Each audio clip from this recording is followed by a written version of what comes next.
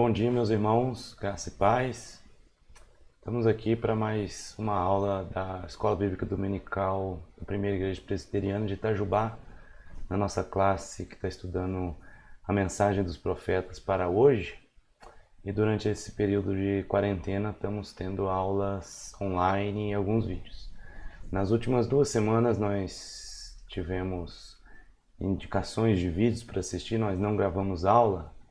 E o vídeo sobre a mensagem de Isaías, sobre o Messias, sobre o reino de Israel e sobre o reino de Deus. Se você não viu essas duas últimas aulas, você tem a oportunidade de clicar aí no link embaixo aí para ver as últimas aulas. E hoje a gente vai continuar esse tema e vai aprofundar nisso. E o título da aula de hoje é A Boa Notícia, o fim do exílio e a chegada do reino. Ok? Que Deus nos abençoe nessa aula. O texto base dessa aula é Isaías 61, versículos 1 até 3 apenas. Texto muito conhecido, muito bonito, né? Eu lembro que esse texto é daquela música do Josué Rodrigues, Carvalhos de Justiça. E eu lembro de quando criança, acordar com essa música tocando sábado e domingo. A minha mãe sempre colocava esse CD do Josué Rodrigues para tocar e essa música sempre me chamou a atenção. E vamos ler o que diz Isaías 61, de 1 a 3. Versículo 1. O Espírito do Senhor Deus está sobre mim, porque o Senhor me ungiu para pregar boas novas aos quebrantados. Enviou-me a curar os quebrantados de coração, a proclamar libertação aos cativos, e a pôr em liberdade os algemados, e a pregoar o ano aceitável do Senhor, e o dia da vingança do nosso Deus, a consolar todos os que choram, e a pôr sobre os que em Sião de luto estão uma coroa em vez de cinzas, óleo de alegria em vez de pranto, veste de louvor em vez de espírito angustiado, a fim de que se chamem carvalhos de justiça plantados pelo Senhor para a sua glória. Esse é o texto base. Já foi há 2 semanas atrás, já pedimos, sugerimos no roteiro de estudos de 2 semanas atrás para os irmãos refletirem nesse texto. E hoje nós vamos continuar refletindo nele e vamos ver o que ele tem a ver com o anúncio do Evangelho do Reino de Deus e com o fim do exílio. Você vê que tem alguém falando nesse texto, né?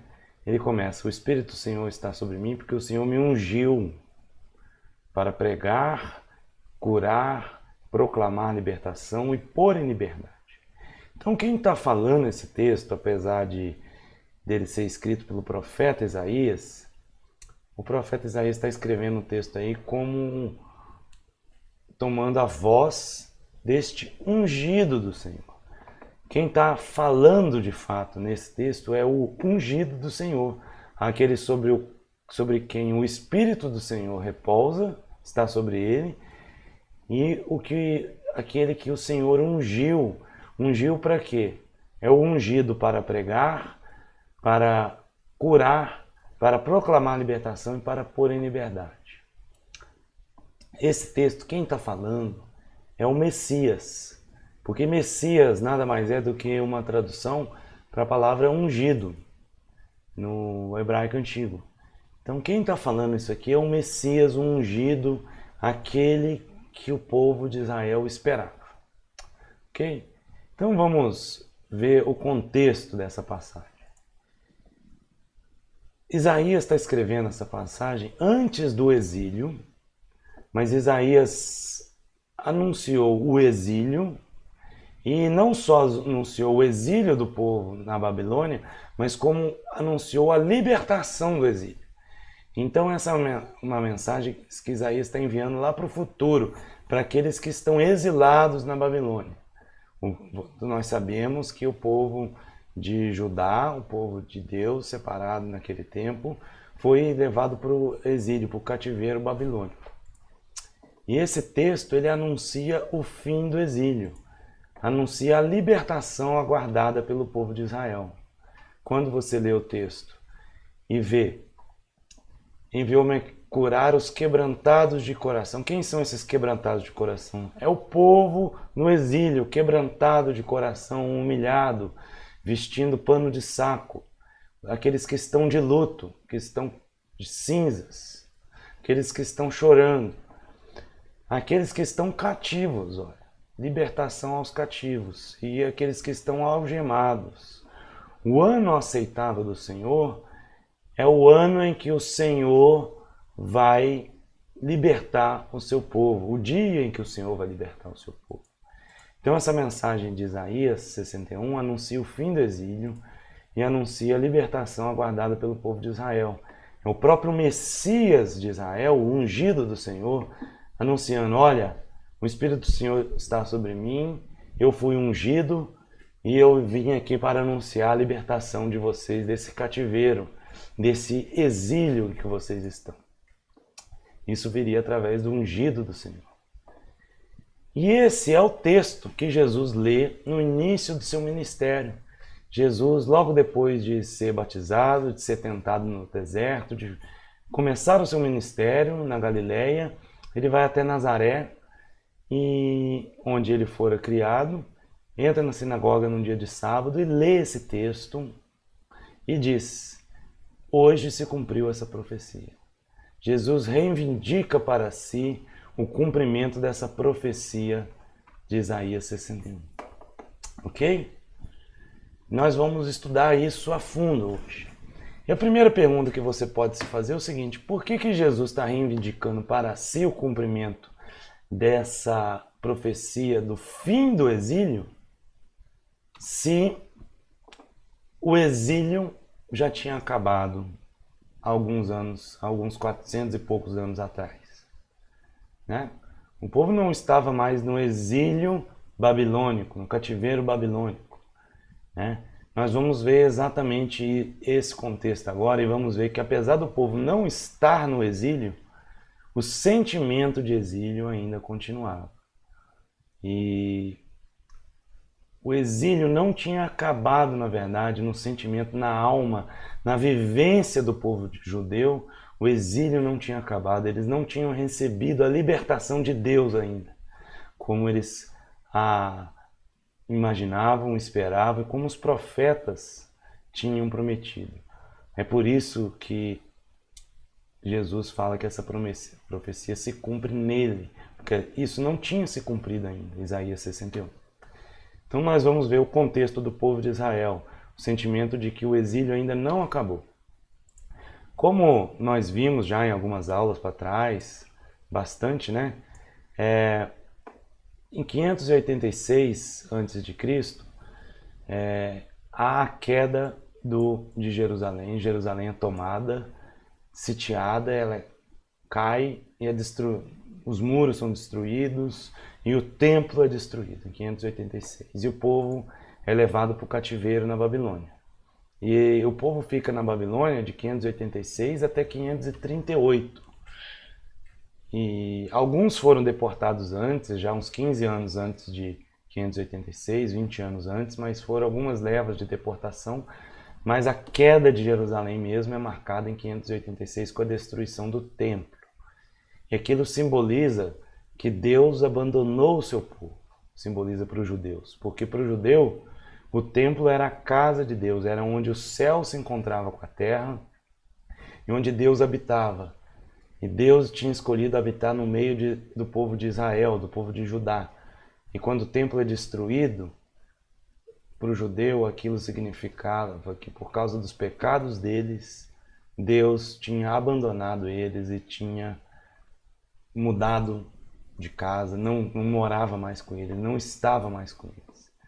E era uma tristeza muito grande para muitos profetas que viviam naquela época, muitas pessoas tementes a Deus. Aquele castigo que veio por causa dos próprios escolhas e pecados do povo. Aquele cativeiro que foi anunciado pelos profetas por muitos e muitos anos antes.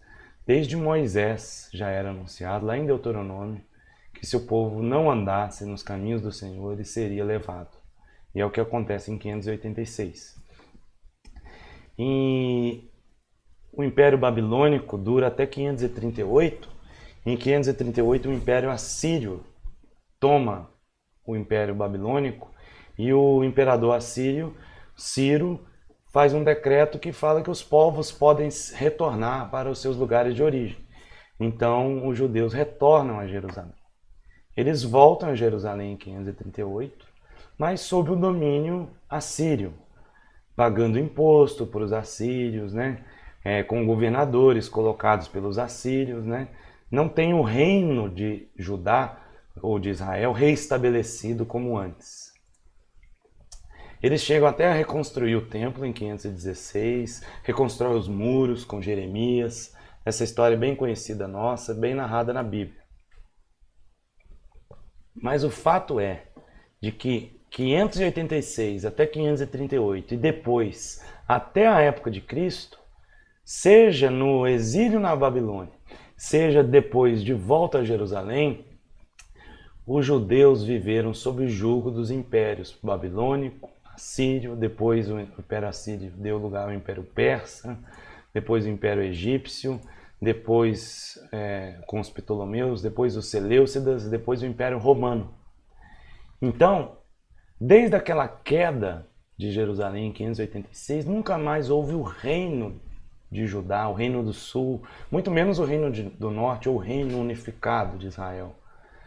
Aquilo que um dia foi o reino de Davi em toda a sua grandeza, o reino de Salomão em todo o seu tamanho e esplendor, foi decaindo depois de Salomão, começou com Salomão, com a idolatria de Salomão, foi decaindo, decaindo, decaindo, se desfez em 586, depois de ter sido separado em Reino do Norte e Reino do Sul, e o Reino do Norte caiu, depois o Reino do Sul cai em 586 e nunca mais, até a volta de Cristo, esse reino de Judá é reestabelecido, o povo de Deus. E nunca mais houve rei em Judá. Jeremias 22, a gente leu algumas semanas atrás, profetiza contra a linhagem de Jeconias. Ele diz assim: assim diz o Senhor, registrai Jeremias está falando, o Senhor está falando por meio de Jeremias, de Jeconias, um dos últimos reis de Israel. Registrai Jeconias como se não tivesse filhos, homem que não prosperará nos seus dias, e nenhum de seus filhos se prosperará para se assentar no trono de Davi e ainda reinar em Judá. Uma profecia terrível a respeito de Jeconias, que foi o penúltimo rei de Israel. Ele era neto do rei Josias, um rei bom. Ele foi levado para o cativeiro na Babilônia em 597 e começou a reinar no lugar dele o Sedecias, que era tio dele. E o tio dele foi o último rei de Israel, o Sedecias ou Zedequias, e foi levado em 586 para o cativeiro na Babilônia também. Então, apesar de Jeconias não ser o último rei no tempo, ele é o último rei da linhagem.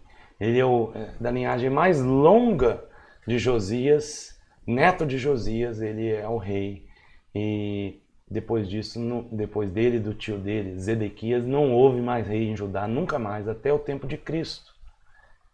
E o sentimento do povo de Israel, depois que volta para Jerusalém, eles chegam a reconstruir o templo, chegam a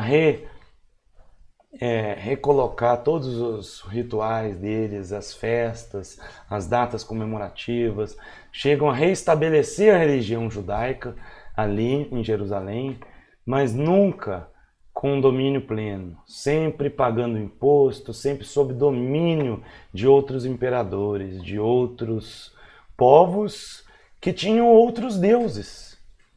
E aquilo para para os judeus, era um sentimento de que o exílio não acabou, porque o Deus deles não estava reinando de fato naquele tempo, porque eles tinham a concepção de que o Deus que era mais forte de um povo é que reinava. Então, não é que o Deus deles, o Yahvé, o Deus verdadeiro, era mais fraco que os deuses dos outros povos, mas é que Yahvé tinha abandonado o seu povo e o seu povo ainda não estava reconciliado com Yahvé. Esse era o sentimento até a época de Jesus. O contexto era de que o exílio não acabou e esperamos o dia do Senhor chegar. O reino de Israel não havia sido refeito. E havia essa esperança, baseada na mensagem dos profetas, como Isaías 61, por exemplo. E muitos dos textos de Isaías, capítulo 40, até o final do livro de Isaías, e vários outros profetas, dizem, né, que o exílio vai acabar, que Deus vai renovar sua aliança com seu povo, que Deus vai reinar novamente sobre Judá e que vai se reconciliar com seu povo. Um dia esse exílio vai terminar, o reino será restaurado. E isso viria por meio do Messias, o ungido do Senhor. Ele viria resgatar Israel e restaurar o reino de Israel. Isaías 61 estava falando exatamente disso. E na época de Jesus, essa era a expectativa dos discípulos de Jesus, do povo em geral, dos religiosos e dos partidos políticos religiosos, como os zelotes, os saduceus, os fariseus, os essênios, etc. Cada um desses partidos políticos religiosos, desses grupos, eles tinham uma expectativa diferente sobre essa restauração. Os zelotes eram um povo que pegava em armas, que achavam que por meio das armas, das revoltas populares, revoluções, iriam restaurar o reino de Israel, iriam derrubar o Império Romano na época de Jesus. Os fariseus já tinham uma certa aliança com o Império Romano e tinham uma certa política, mas ao mesmo tempo seguiam a lei judaica muito rigorosamente e ainda esperavam de fato o reino de Israel ser restabelecido. Os essênios eram uma comunidade isolada que achava que Deus fez deles um novo Israel. Eles moravam na região de Qumran e ficavam isolados lá. Era uma comunidade bem diferente, vivia isolada, sem muito contato com a civilização, e achavam que Deus estava fazendo deles um novo Israel. E uma coisa importante também, que Daniel 9, eu não vou entrar aqui em detalhes, mas Daniel 9 dá a entender que pode ser que haveriam não 70 anos, como Jeremias tivera predito, mais 490 anos a partir da Babilônia, até que o exílio acabasse. Jeremias tinha predito 70 anos, e Daniel, tentando compreender isso, o anjo do Senhor vem até ele e diz que serão 70 semanas. 70 semanas de anos dá 70 vezes 7 anos, que dá 490 anos. Então, até que o reino de Israel fosse realmente restabelecido. E se a gente for levar em conta que isso era na época de 500 e pouco antes de Cristo, o tempo estava mais ou menos próximo na época de Jesus, né? Tem umas certas variações, etc. Não precisamos entrar em detalhes e fazer contas exatas. Mas o certo é que na época de Jesus havia gente, estudiosos da Bíblia, fariseus, pessoas que liam a Bíblia, que liam a Torá, o Antigo Testamento, judeus, que liam Daniel 9, estavam fazendo conta, falavam, olha, já deu tempo, está dando tempo agora. O reino vai ser restabelecido, talvez por essas épocas. Havia essa expectativa no judaísmo no tempo de Jesus. Um pouco antes de Jesus, também antes já. E esse era o contexto na época de Jesus.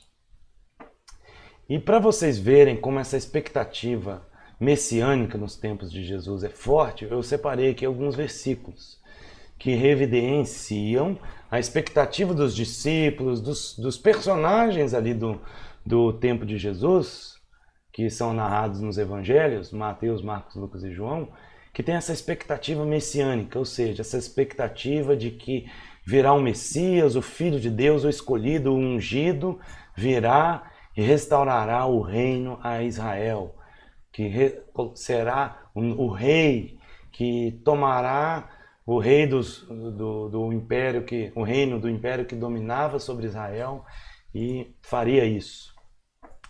Olha só, um dos primeiros discípulos é André, e o Evangelho de João diz que André, achou primeiro seu irmão, o Pedro, André, irmão de Pedro, e disse: achamos o Messias, que traduzido é o Cristo.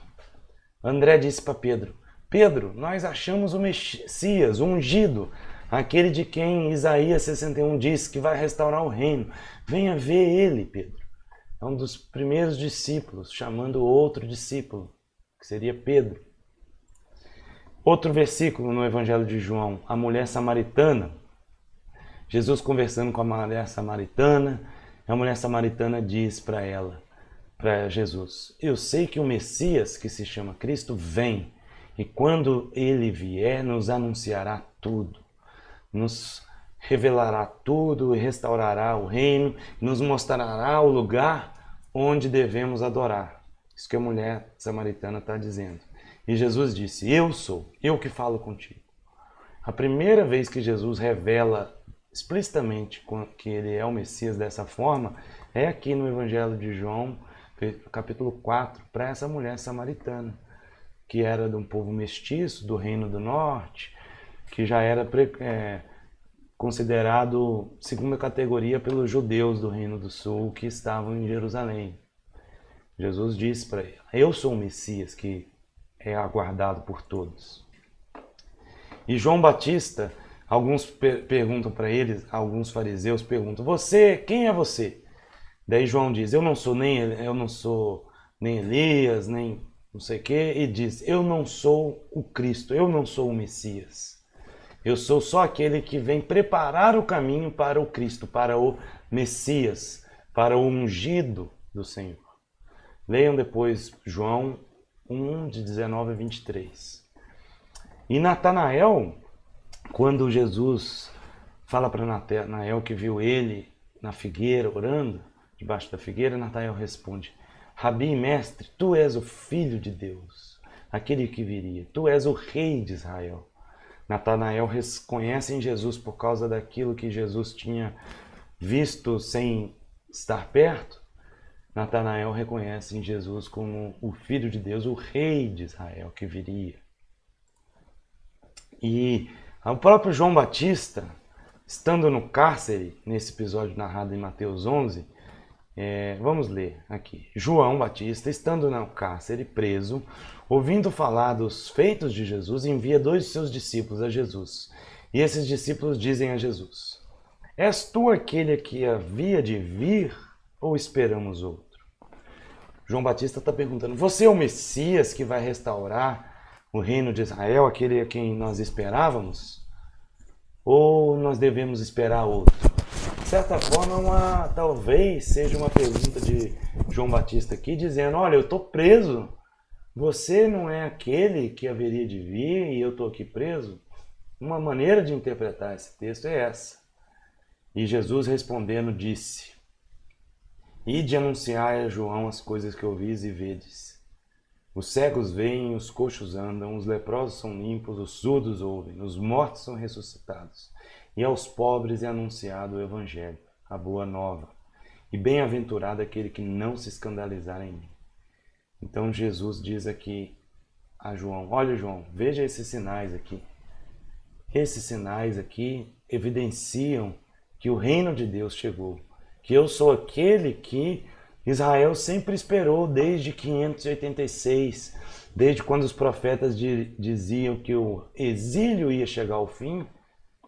Eu sou aquele esperado pelo povo de Deus.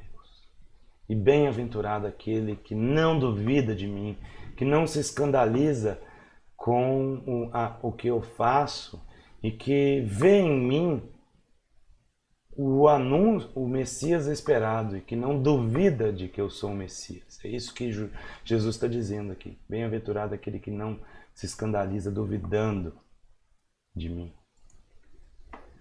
E um outro episódio, Pedro também diz para Jesus: nós temos crido e conhecido que tu és o Cristo, o Messias, o ungido, o Filho do Deus vivente. Lá em João 6. Então, esses foram só alguns exemplos para mostrar para vocês de que essa noção de que o Messias viria restaurar o reino de Israel era uma noção muito forte, uma expectativa muito forte, permeando toda a expectativa dos discípulos. E de fato, ela permeava também a expectativa dos judeus, dos fariseus, dos líderes religiosos daquela época, que a condenação de Jesus acontece porque ele anuncia que era o Messias.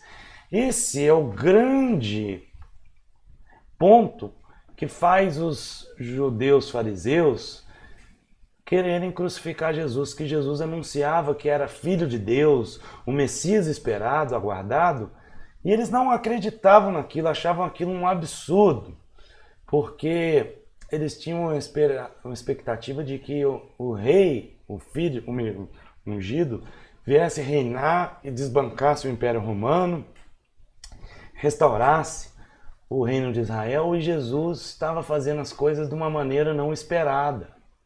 Não esperada. E de certa forma isso que dava raiva àqueles judeus, porque eles praticavam toda a lei e Jesus andava com os pecadores e anunciava o reino de Deus para eles e chamava os fariseus para se arrepender e produzir frutos dignos de arrependimento. Jesus invertia a lógica da expectativa deles e isso fez eles quererem crucificar Jesus. E se vocês lerem esses textos de Lucas 22, 66 a 70, eles perguntam: você é o Cristo? Diga logo se você é o Messias. E Jesus diz: se eu disser, vocês não vão crer. Olha, daí eles perguntam: você é mesmo filho de Deus? Daí Jesus diz: vocês estão dizendo que eu sou.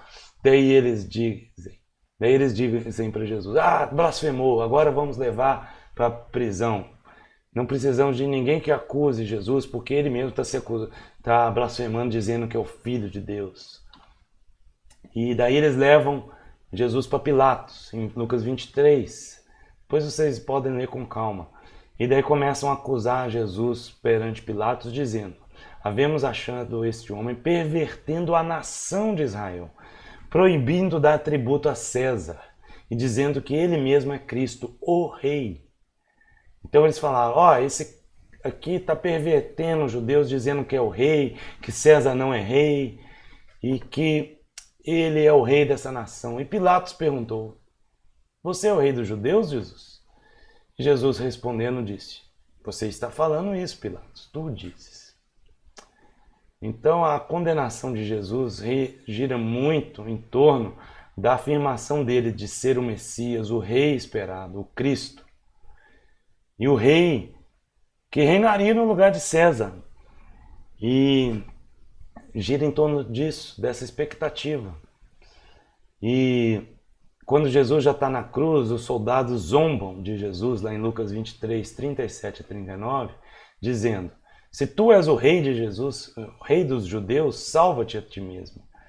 E também por cima dele colocaram uma plaquinha escrita: este é o rei dos judeus. Aquela plaquinha para ele estava carregada de ironia, porque o rei dos judeus estava morrendo, né? Aquele que dizia ser o rei estava morrendo, logo ele não era um rei, era só um fanfarrão que tinha dito coisas e era tudo mentira porque ele estava morrendo. Na cabeça dos soldados, dos judeus que condenaram Jesus. Estavam ali dizendo: se tu és o Cristo, o Messias, salva-te a si mesmo e a nós. Né? Um dos ladrões na cruz falava isso para Jesus. Para ele estava carregado de ironia, porque para eles Jesus não era um rei, já que ele estava morrendo ali. Mas para Deus estava carregado de ironia também, porque naquele momento onde eles estavam crucificando Jesus, aquele momento era o momento onde Jesus estava de fato começando a se tornar o rei esperado, a realizar a obra do Messias esperado. Nós lemos Isaías 53 há umas 3 semanas atrás, tivemos uma aula sobre Isaías 53 e fala justamente sobre isso, sobre o servo do Senhor. E ninguém acreditava na mensagem do servo do Senhor, que viria, não teria boa aparência, ninguém daria nada por ele, todos se afastariam dele, e ele levaria as nossas feridas sobre ele. Vemos isso na Páscoa, na lição de Páscoa. E fala lá que ele tomou sobre si as nossas iniquidades, e sobre o castigo que estava sobre ele nos trouxe a paz. Então, o momento que o Messias vem para redimir o povo de Israel é exatamente esse momento da cruz. O momento onde o reino é consolidado é o momento da cruz, onde o povo, sem saber, declara que Jesus é o rei dos judeus, não por ironia, mas por verdade, porque naquele momento Jesus está tomando o castigo do povo, o castigo, os pecados do povo e levando sobre si. E nós vamos falar mais sobre isso. Naquele momento, Jesus, quando ele está expirando, Jesus diz: está consumado, está terminado. A minha obra acabou, o meu trabalho acabou. É interessante que Deus, quando cria o mundo, ele cria várias coisas, né? Cria todas as coisas, aliás, dizendo: haja luz, haja terra, haja plantas, que haja o homem, que o homem domine sobre a natureza e tenha. Todas as palavras de Deus trazem as coisas à existência, né?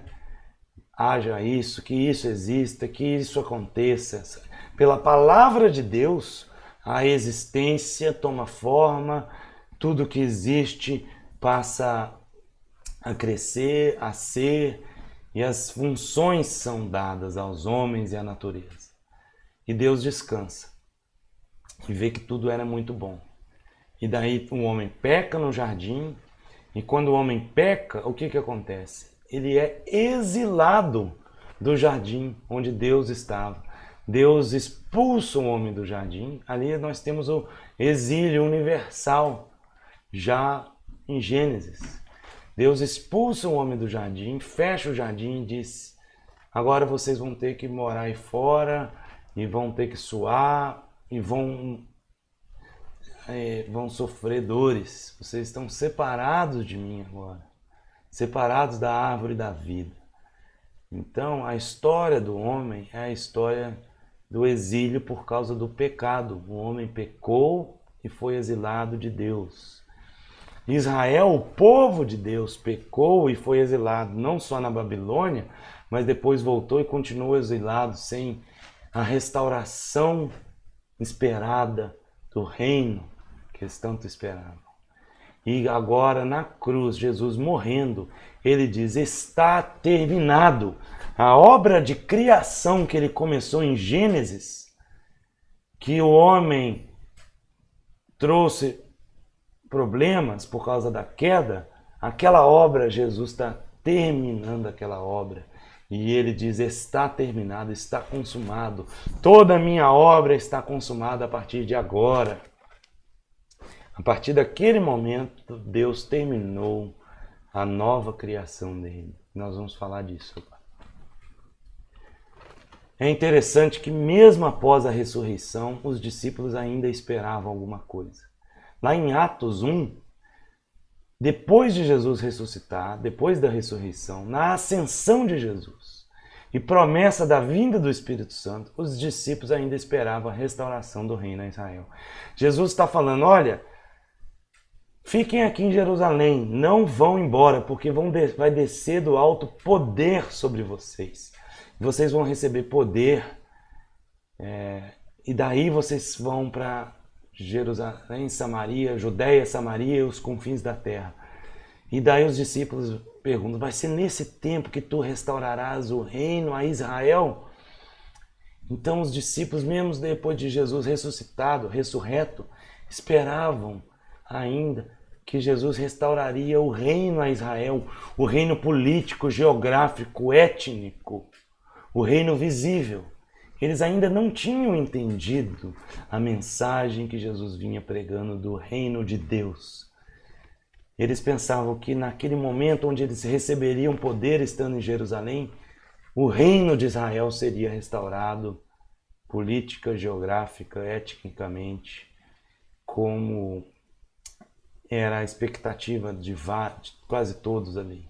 Mas Jesus diz, olha, mas não cabe a mim, a vocês, designar tempos, mas o fato é que vocês serão minhas testemunhas na Judéia, Samaria e nos confins da terra. Jesus muda o assunto, ele diz, vocês vão testemunhar. Eu não estou falando de reino de Israel aqui, eu estou falando de que vocês vão anunciar o meu reinado nos confins da terra. Vocês vão levar a minha mensagem do reino. É isso que Jesus está falando. Então, meus irmãos, a primeira coisa é que a mensagem do reino era muito difícil de ser compreendida para o povo. O povo crucificou Jesus porque não acreditou que Jesus era o Messias prometido por Isaías 61 e outros profetas. Não acreditavam em Jesus porque Jesus dizer que era o Filho de Deus que viria reinar. Os próprios discípulos esperavam ainda um certo reino de Israel. A mensagem do reino é difícil. A mensagem de Jesus, para eles, era um escândalo, na verdade, para os judeus daquela época, para os fariseus, para Paulo, que antes se chamava Saulo e perseguia os judeus, os discípulos, por causa dos discípulos declararem que Jesus era o Messias. Paulo perseguia eles exatamente por causa disso. Porque eles declaravam que Jesus era o Messias que viria. E daí Paulo tem um encontro com Jesus na estrada de Damasco. E Jesus fala, eu sou aquele a quem você persegue. E Paulo muda. O que antes era um escândalo para Paulo se torna a mensagem de Paulo e Paulo passa a anunciar essa mensagem do reino de Deus também, não do reino de Israel. Ora, qual foi o tema predominante da mensagem de Jesus e de João Batista? Jesus falava o tempo todo do reino de Deus. Ele começou o seu ministério falando, arrependam-se, pois o reino de Deus está próximo. Produzam frutos de arrependimento, pois o reino está próximo. E Jesus toda hora contava parábolas dizendo o reino de Deus é semelhante a... Jesus o tempo todo está falando do reino de Deus, da restauração do reino. E está falando, querendo ou não, do final do exílio, que o reino de Deus é o fim do exílio. Quando Jesus anuncia o reino está próximo, ele está anunciando o exílio está acabando. O exílio na Babilônia, o exílio de todo esse tempo está acabando. Mas o pessoal não entendia aquela mensagem e às vezes a gente não conecta a mensagem do Antigo Testamento com a mensagem do Novo Testamento por causa disso. E aqui tem uma chave muito grande para a gente conectar isso, essa mensagem dos profetas, do reino de Israel, do Antigo Testamento com a mensagem de Jesus, do reino de Deus. É uma única mensagem. E, novamente, Isaías 52, 53, que a gente leu. Né? Quem creu nessa mensagem? Está escrito lá. Ninguém dava nada por ele. E daí Isaías diz, falando de Deus, Deus diz, eis que o meu servo procederá com prudência, será exaltado e elevado, muito sublime, será rei. Como pasmaram muitos à vista dele, assim causará admiração.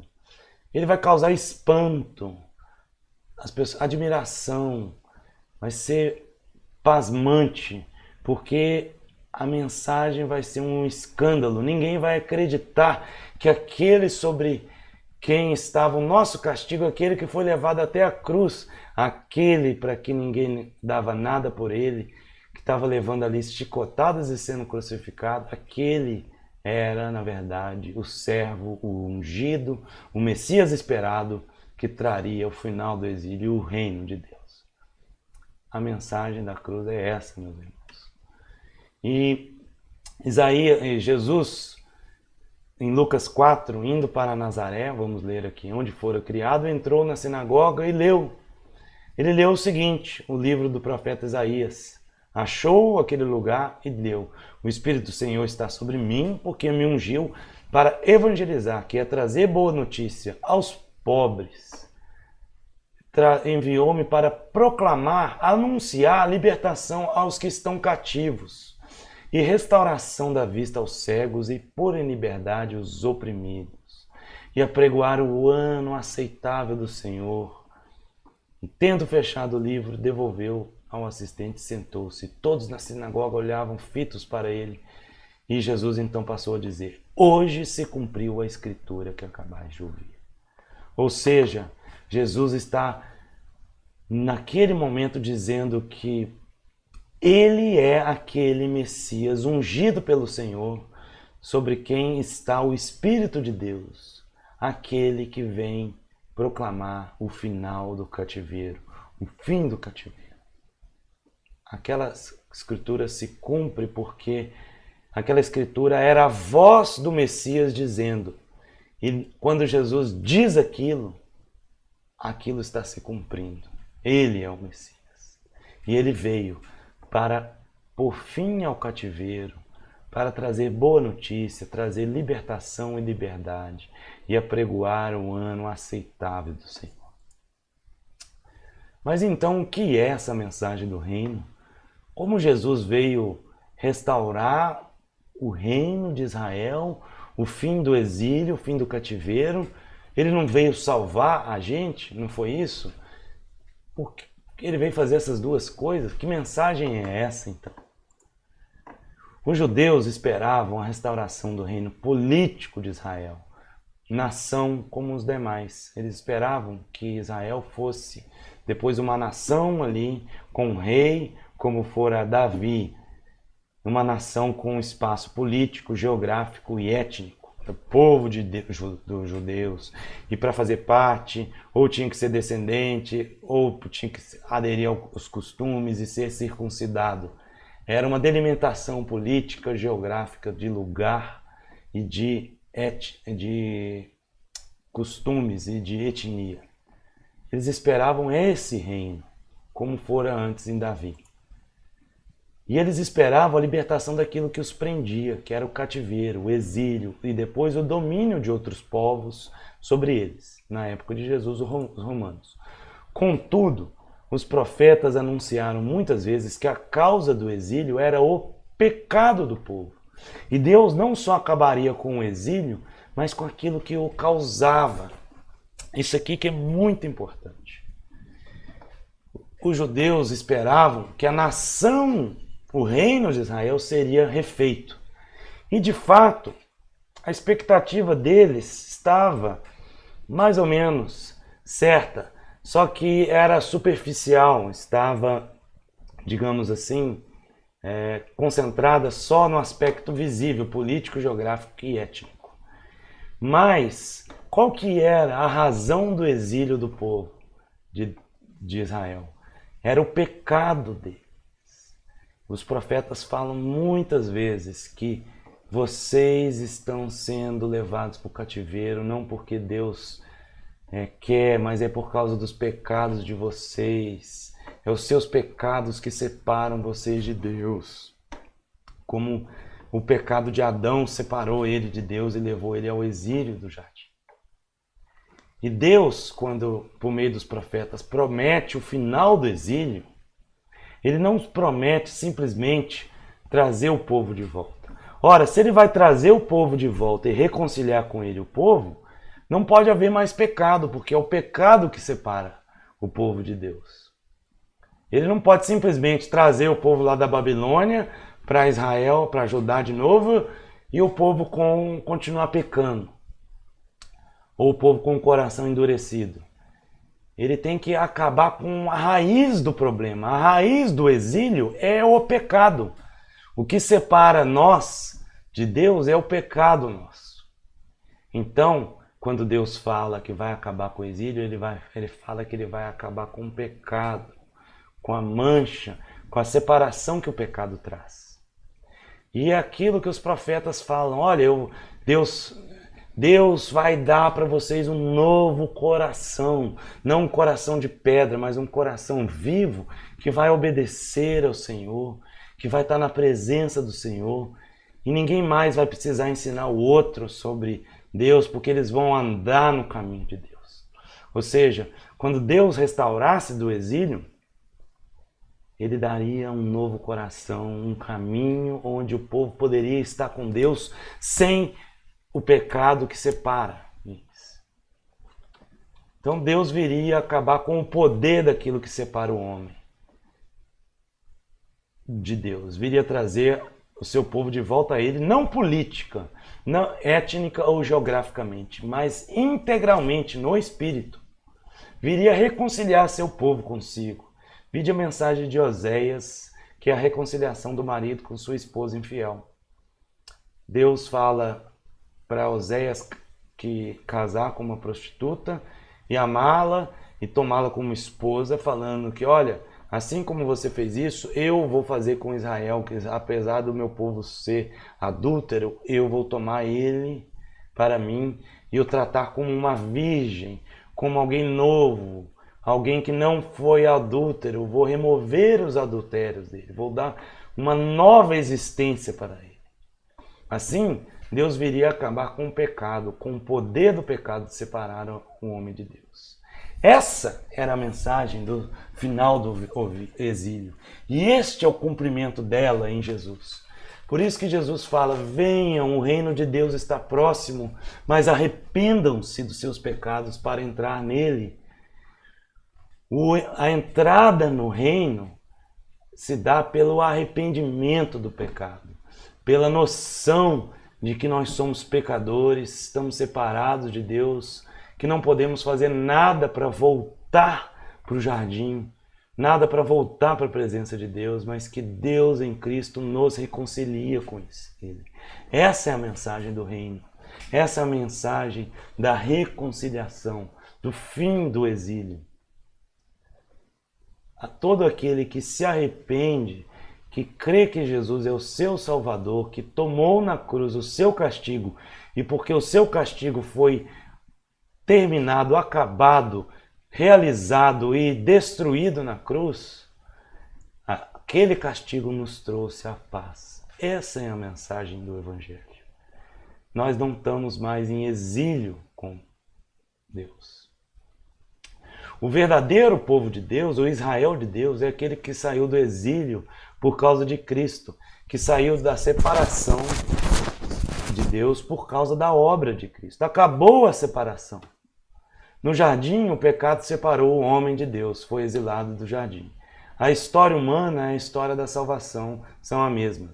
Deus querendo trazer o homem de volta, tirá-lo do exílio. Deus quer trazer a gente de volta, quer trazer todo o seu povo de volta. E ele enviou Jesus para todo o que aquele nele crê não pereça, mas tenha a vida eterna. O final do exílio é a vida eterna, que já começa quando cremos e sabemos que os nossos pecados estão perdoados em Cristo. Em Jesus o exílio acaba. O véu do santuário se rasga. O véu separava o lugar santo dos santíssimos, onde Deus habitava, porque Deus era santo, separado do povo que era pecador.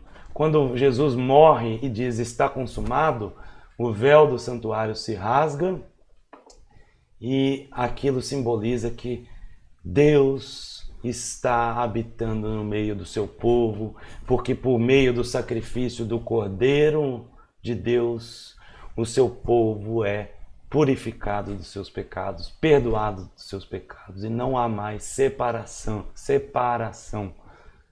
Por isso que nada pode nos separar do amor de Deus, porque em Cristo aquilo foi consumado, terminado.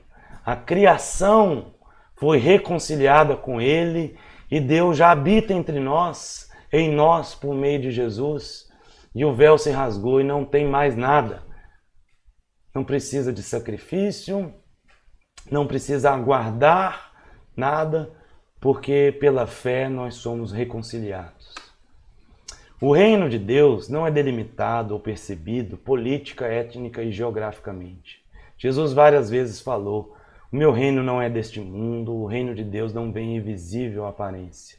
O reino de Deus começa dentro de nós, em cada um de nós, quando nós entendemos que nós somos feitos nova criatura em Jesus, que Jesus realizou tudo o que precisava ser realizado e se tornou Rei do universo e reina e acabou com o pecado, com o poder do pecado de separar o homem de Deus. E todo aquele que crê entra nesse reino. É assim que o reino de Deus é manifesto. O final do exílio é manifesto assim. Com sua morte, ressurreição e ascensão, Jesus se tornou Rei do universo. Por isso, então, vamos ler de novo Isaías 61. O Espírito do Senhor Deus está sobre mim, porque o Senhor me ungiu para pregar boas novas aos quebrantados. Essa é a boa nova do Evangelho. Essa notícia do reino, a notícia da reconciliação, é a mensagem que é pregada àqueles que estão quebrantados, aos arrependidos, aos humildes e pobres de espírito, porque bem-aventurados os pobres de espírito, porque deles é o reino dos céus. Essa é a mensagem que Jesus veio trazer. O quebrantado está no reino dos céus, porque Jesus veio para o quebrantado. Jesus veio curar os quebrantados de coração. Veio curar a nossa alma, veio sarar as nossas feridas, tomou sobre si as nossas enfermidades. Ele veio proclamar libertação aos cativos, não só aqueles que estavam presos na Babilônia, política, geograficamente, mas aos que estavam presos ao pecado, que estavam presos à morte, que estavam presos ao cativeiro da separação de Deus. Essa é a história humana do Éden, da queda, a separação. Ele veio proclamar libertação aos cativos e pôr em liberdade os algemados. Ele veio quebrar a porta do jardim, onde ninguém mais poderia entrar. Ele quebrou aquela porta e libertou-nos do cativeiro. E veio apregoar o ano aceitável do Senhor, o ano do jubileu, o ano do perdão das dívidas, o ano que de cada 7 em 7 e depois de 49 anos, tinha lá em Israel, onde todas as dívidas eram perdoadas. Jesus veio apregoar esse ano de todas as nossas dívidas da humanidade serem perdoadas em Jesus. E o dia da vingança do nosso Deus, porque ela foi sacramentada na morte do Cordeiro. E ele veio consolar os que choram e pôr sobre os que em Sião, sobre nós que estão de luto, uma coroa. Ele é rei e nos fez rei. Nós somos sacerdócio real, nação santa. Nós reinamos com ele. Colocou uma coroa em vez de cinzas na nossa cabeça. Colocou óleo de alegria ao invés de pranto. Veste roupa de louvor em vez de espírito de angústia angustiado, para que se chamem carvalhos de justiça, plantados pelo Senhor para a sua glória. Você crê nisso, meu irmão? Você crê nisso? Jesus fez isso por você, por mim. Jesus fez isso por todos, pelos quebrantados. Jesus fez tudo o que precisava ser feito e completou. E o exílio acabou. Nós estamos agora na presença de Deus. O seu Espírito habita em nós e é o selo da promessa da redenção completa. Ele já é a presença de Deus em nós e é a garantia de que um dia tudo isso vai ser completado e a morte vai ser vencida. Nós estamos entre o já e o ainda não.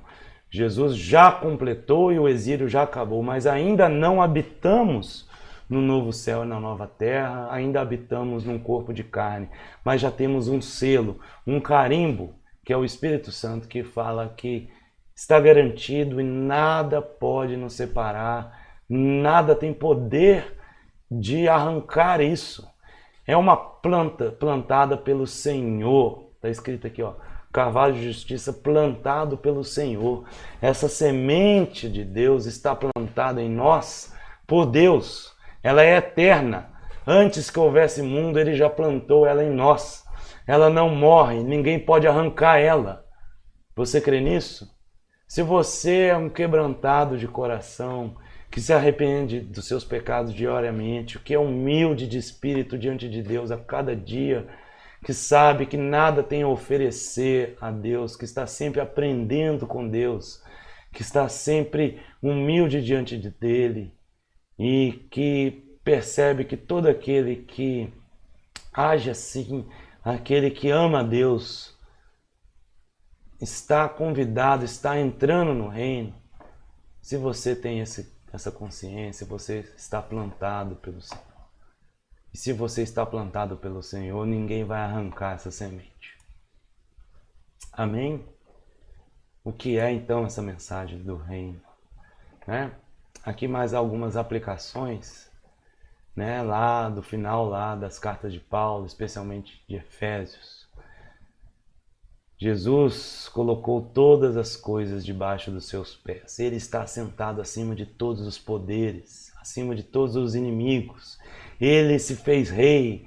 Aqueles poderes que separavam o homem de Deus, que o pecado e o diabo e o mundo e os principados e potestades e tudo aquilo que poderia separar o homem de Deus com a ajuda do próprio homem pelo pecado do homem, Jesus assentou acima de todos esses poderes, acima de qualquer coisa no céu e na terra que venha a querer nos separar de Deus. Jesus assentou acima disso e isso não mais nos separa de Deus. Jesus é o rei do universo. Nenhum vírus, nem uma pandemia, nem uma crise econômica, nem uma crise política, nem a doença, nem a morte deixa de fazer com que Jesus seja um rei, o rei do universo. Ele está sentado.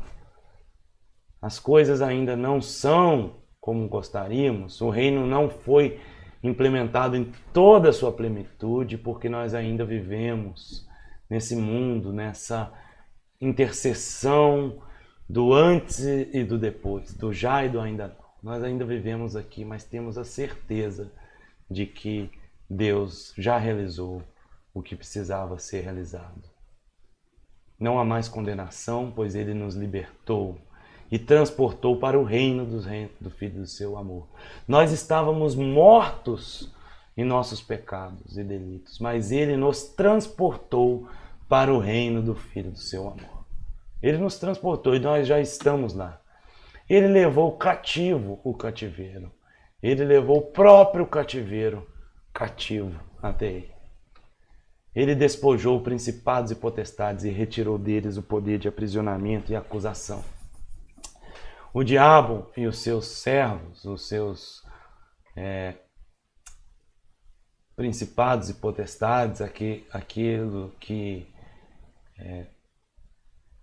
tem domínio do mal nesse mundo, por causa do diabo, aquilo foi despojado de poder em Jesus. Eles não mais têm poder, não podem mais nos aprisionar, nos acusar. O diabo é o acusador, que sempre vem nos acusar dos nossos pecados, que sempre vem nos apontar os nossos erros, que vem nos condenar. Ele trabalha com a lei, ele trabalha, não é sem a lei. Ele nos tenta para que desobedecemos a lei, para que ele venha apontar a lei de cima de nós e nos esmagar com a culpa. Mas eles foram despojados, foram tirados do seu poder e não podem mais nos acusar. Quem intentará acusação contra os eleitos de Deus? Quem os condenará? É Deus quem os justifica. Então Deus colocou a graça acima do castigo. O castigo acabou, a acusação acabou, porque Deus despojou tudo isso com seu sacrifício e agora reina e colocou a graça acima do castigo. E reconciliou consigo o mundo. Essa é a mensagem da reconciliação. Essa é a reconciliação. Deus estava em Cristo reconciliando consigo todas as coisas. Todas as coisas foram tornadas novas e vão ser feitas novas um dia. Isso está escrito em Apocalipse 21. Eis que faço nova todas as coisas. Deus estava trazendo de volta aquilo que estava exilado, desde o jardim, desde a Babilônia. Reconciliação é trazer de volta o que estava separado. Ele já reina e nos fez assentar com Cristo nas regiões celestiais. Nós já estamos lá, já estamos salvos, ressurretos, redimidos e aperfeiçoados.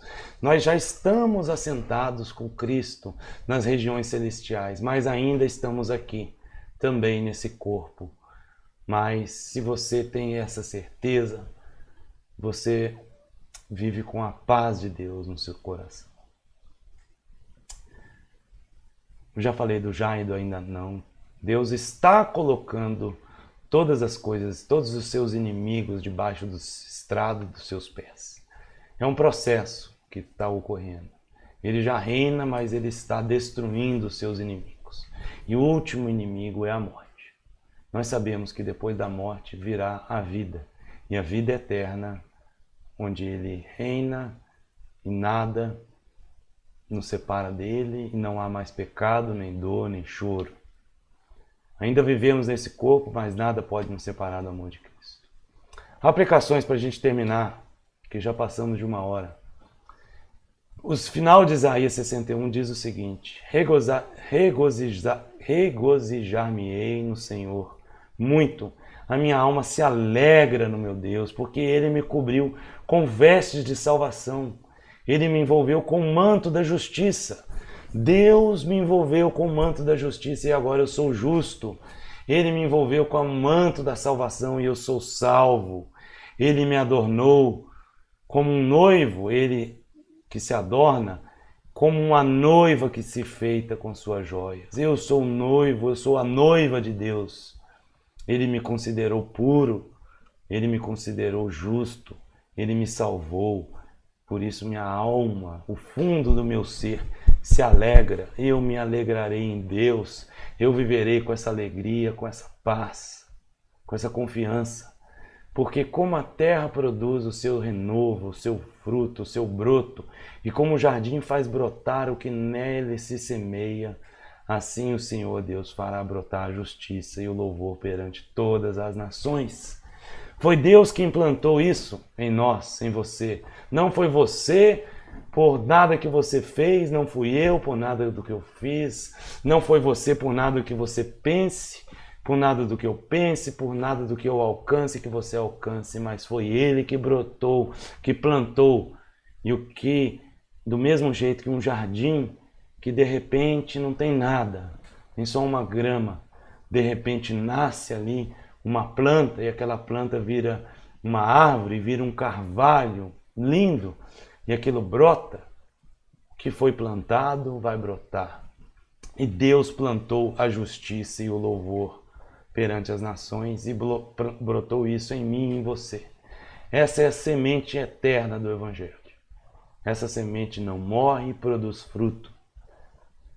Saiba que se você crê, essa mensagem está, essa semente está em você. Que se você crê, essa semente é eterna, foi plantada em você antes de que houvesse mundo. Saiba disso. Saiba que Deus te vestiu com vestes de salvação, te considerou um noivo, te considerou uma noiva pura, que te envolveu com um manto de justiça. Saiba disso. Viva assim, sabendo disso. Viva com essa paz, sabendo que Ele reina, sabendo que Ele é Deus, sabendo que Ele é Rei e que Ele terminou a sua criação e a sua recriação. Saiba que Deus reina, que está terminado, que está consumado. Essa é a mensagem do Evangelho, a boa nova da reconciliação. Saiba que você está reconciliado com Deus. A aguardada notícia chegou, aquela que era o escândalo para muitos e ainda é. Para muitos de nossos tempos é um escândalo crer nisso. Mas é o escândalo da cruz, que é o poder de Deus para a salvação de todo aquele que crê, como diz Paulo em Romanos capítulo 1. Vista essa armadura, se revista de tudo isso, se revista desse conhecimento, dessa salvação disponível, realizada já. Tome essas vestes de justiça e manto de louvor e viva assim, com esse óleo de alegria na sua cabeça. Vista isso e não deixe de vestir e não deixe e acorde todo dia ciente disso. Renove a sua mente a cada dia sabendo que Ele reina e nos fez filhos. Mesmo com uma pandemia dessa, mesmo se eu for contaminado, mesmo se eu morrer contaminado por isso, mesmo se eu ficar sem a minha renda, Ele reina e eu sou filho dele. E a paz dele vai ainda habitar no meu coração em meio a esse sofrimento, a essa separação uns dos outros. Eu não estou separado dele porque ele reina. Eu não estou separado de você, você não está separado de mim, porque um dia também estaremos juntos. Tenha essa paz plantada no seu coração, a sua alma pacificada neste reino. E participe desse reino. Nós não somos chamados só para desfrutar do reino, mas para participar. Nós somos embaixadores, aqueles que representam este reino aqui. Nós somos representantes. Então vamos viver de maneira digna como cidadãos desse reino. Vamos viver assim como embaixadores, representantes, anunciando esse reino. Anuncie esse reino para quem não conhece, para que aquele que ouvir e crer também ser parte.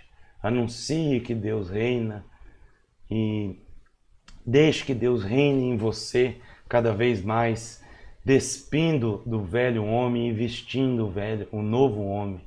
Que ele reine sobre os seus membros e que você também seja braço, que você seja mão, corpo de Cristo. Ser parte da igreja é ser parte do corpo de Cristo que implementa o seu reino no mundo.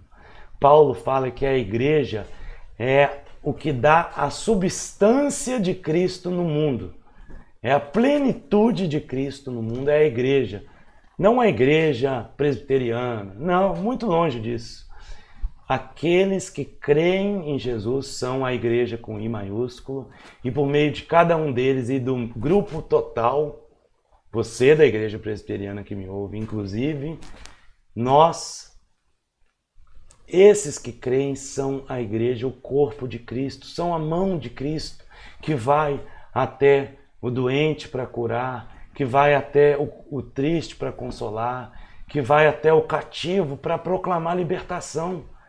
Seja um embaixador, seja a mão, o pé, o braço, a boca, a voz de Jesus, fazendo o que Jesus faz.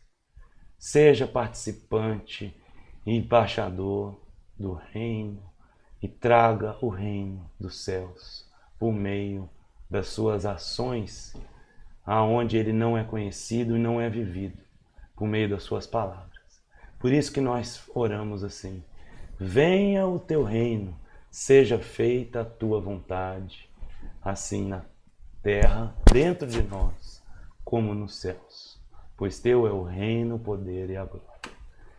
Que o Deus que reina e salva nos abençoe a experimentar o seu reino, o seu amor e o seu poder. Fiquem com Deus, boa semana, que Ele nos abençoe, que o seu Espírito nos encha e nos dê poder. Amém.